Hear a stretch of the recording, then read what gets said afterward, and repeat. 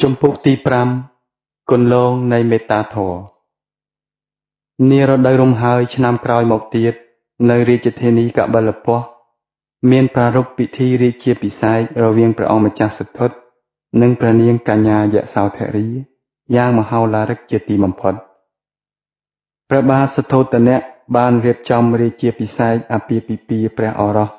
ក្នុងព្រះជន្មាយុ16ឆ្នាំជាមួយព្រះនាងកញ្ញាពំពាយសោធរីដែលត្រូវជាបុត្រីនៃព្រះបាទសុភពុទ្ធនិងព្រះនាងបមិតា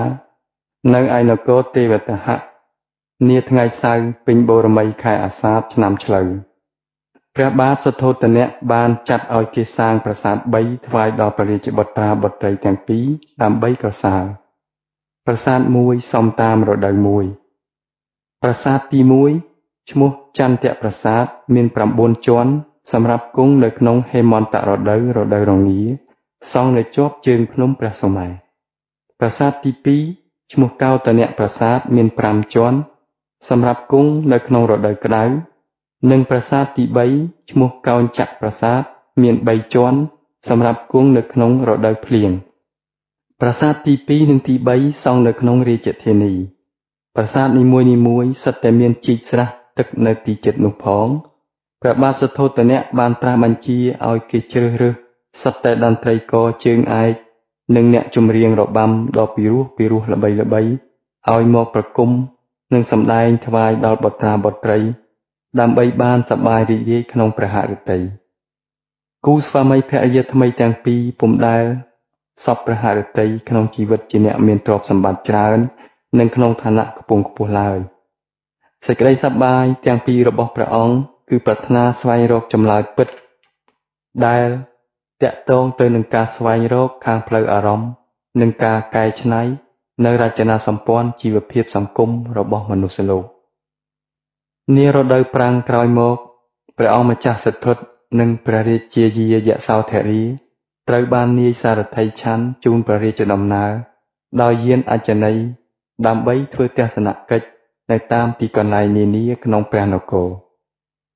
ភាគច្រើនជាកន្លែងដែលព្រះនាងយសោធរីពុំធ្លាប់ដែលបានស្គាល់ទាំងពីរព្រះអង្គទ្រង់ស្នាក់នៅអស់កាលច្រើនថ្ងៃច្រើនយប់នៅក្នុងសំណាក់ផ្ទះអ្នកស្រុកសោយម្ហូបអាហារធម្មតានិងផ្ទុំនៅលើអង្រឹងត្បាញអំពីខ្សែថ្មីស្ដេចទាំងពីរអង្គបានយល់យ៉ាងច្បាស់អំពីជីវភាពរស់នៅនិងទំនៀមទម្លាប់របស់ពួកអ្នកស្រុក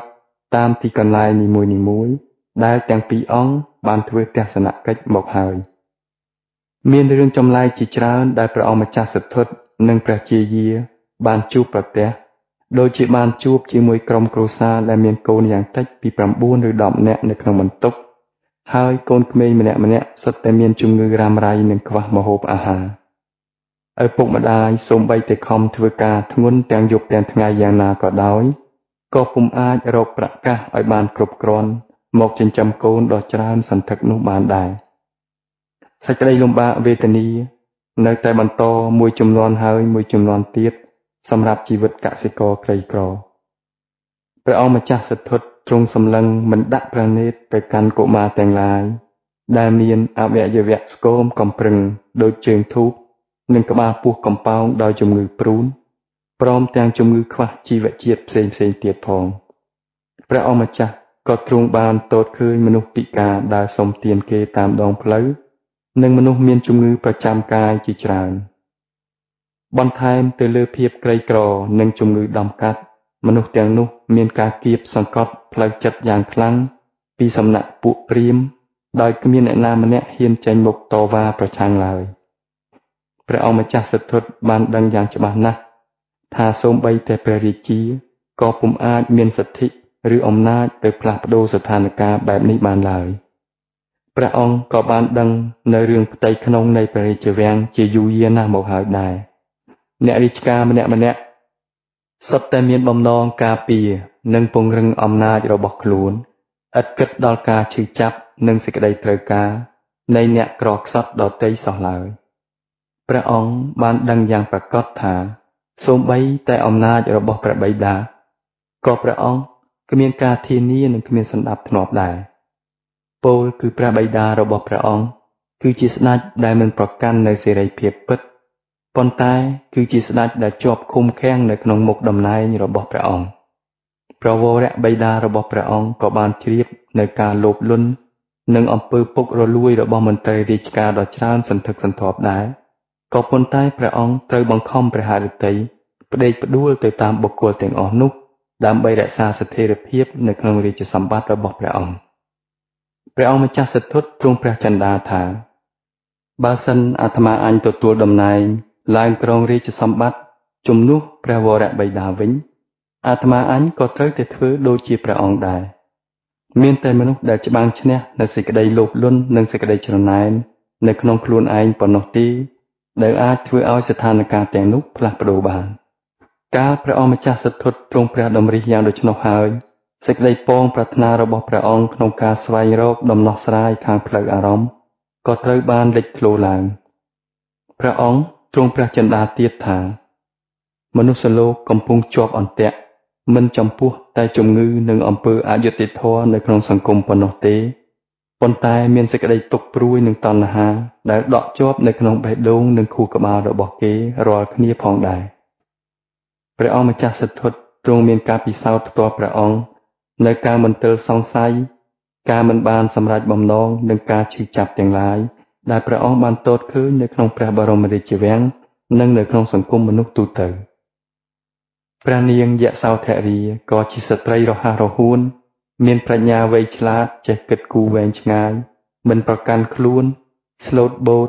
មិនពឹងផ្អែកលើកម្លាំងអ្នកដទៃនិងចូលចិត្តធ្វើការទៅតាមសមត្ថភាពរបស់ព្រះនាងបានយល់យ៉ាងច្បាស់នៅព្រះបំណងរបស់ព្រះស្វាមីដ៏ខ្លាំងក្លាសូម្បីតែព្រះនាងបជាបតីកោតមីក៏ធ្លាប់មានព្រះបន្ទូលទៅកាន់បុត្រីយសោធរាថាបុត្រីស្ត្រីក៏មានបញ្ញានិងធម៌ពលដូចគ្នានឹងបុរសដែរហើយក៏អាចទទួលខុសត្រូវនៅក្នុងកិច្ចការបម្រើសង្គមជាតិផងដែរប្រសិនបើស្ត្រីភេទមានសមត្ថភាពគ្រប់គ្រាន់អាចបង្កើតឲ្យមានភាពកក់ក្ដៅនិងសុភមង្គលនៅក្នុងសង្គមគ្រួសាររបស់ខ្លួនបានគ្មានរឿងអ្វីដែលថាស្ត្រីទាំងនោះនៅតែអង្គុយក្រវិលជើងក្រាន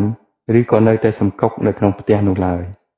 កាលពីកុមារភាពព្រះអង្គម្ចាស់សទ្ធុធ្លាប់បានសិក្សាអំពីជីវិតរបស់ព្រាហ្មណ៍ទាំង4ប្រការដែរប្រការទី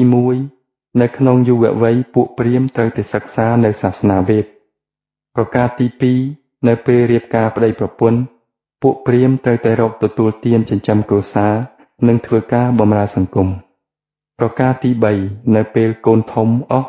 ពួកព្រាហ្មណ៍នោះអាចឈប់សម្រាកនិងត្រូវបូជាចំពោះការសិក្សាសាសនាប្រការទី4ដើម្បីរំដោះខ្លួនឲ្យរួចផុតពីសេចក្តីប្រាថ្នានិងកាតព្វកិច្ចផ្សេងពួកព្រាហ្មណ៍ត្រូវតែរស់នៅក្នុងជីវិតជាអ្នកបួសព្រះអង្គម្ចាស់សទ្ធុបានលើកយកការអប់រំ4ប្រការនោះរបស់ពួកព្រាហ្មណ៍នេះ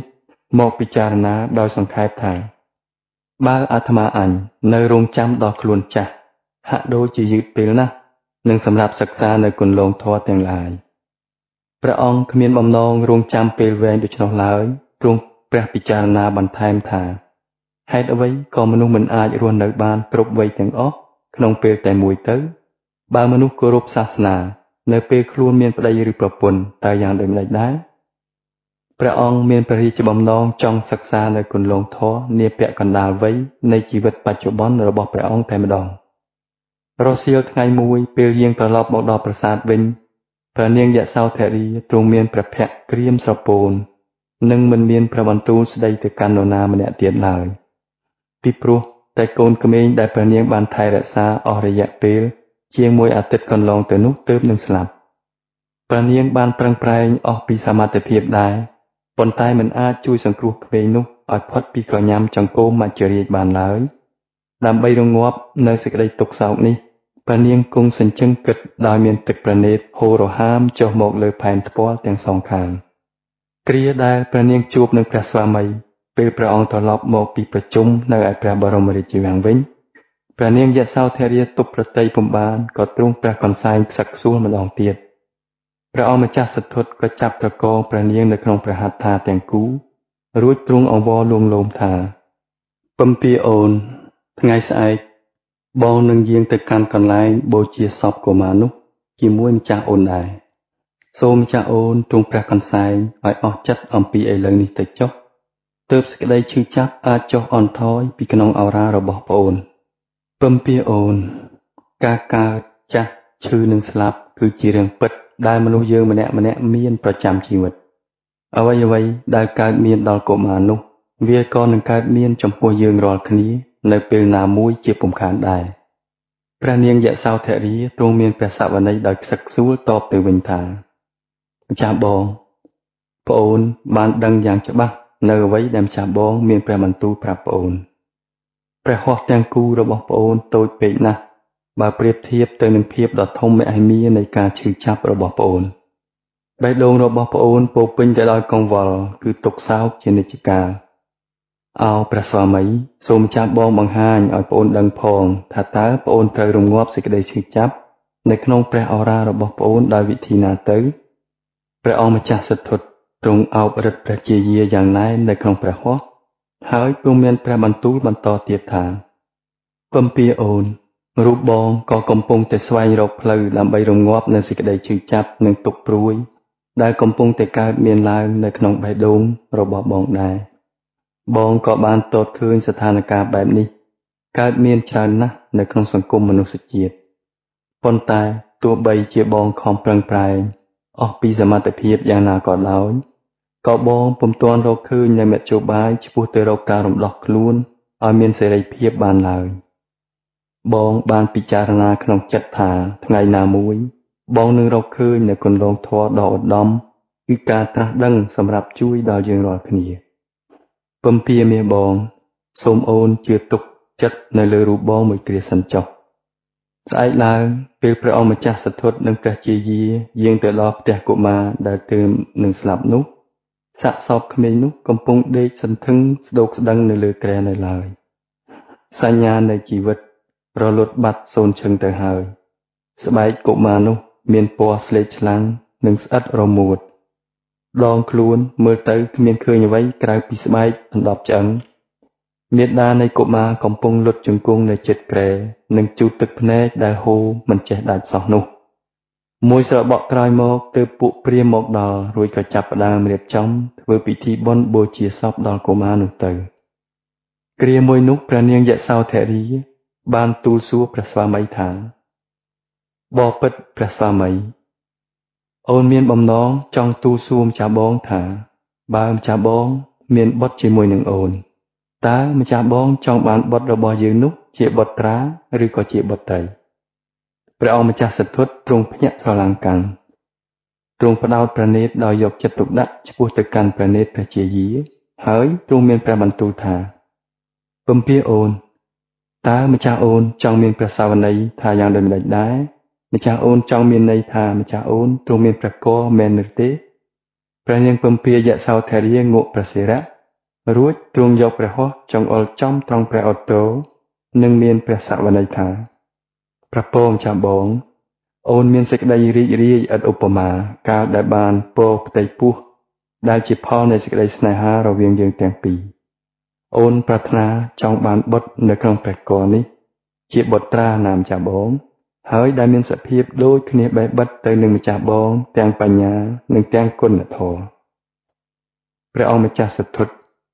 ទ្រង់លើកព្រះហស្ថបីត្រកងព្រះមហាសីយ៉ាងថ្នមមុននឹងមានព្រះបន្ទូលថាពំពៀអូនសូមអូនរហ័សយកដំណឹងនេះទៅគាល់ព្រះមេដារបស់យើងដើម្បីឲ្យព្រះអង្គទ្រង់ជ្រាបផងព្រះមេដាទាំងពីរព្រះអង្គនិងសព្វប្រតិព្រមជួយផ្ដល់ដំបូន្មានដ៏ប្រសើរដល់រូបអូនក្នុងការថែរក្សាព្រះគភ៌នេះពុំខានឡើយចប់ជំពូកទី5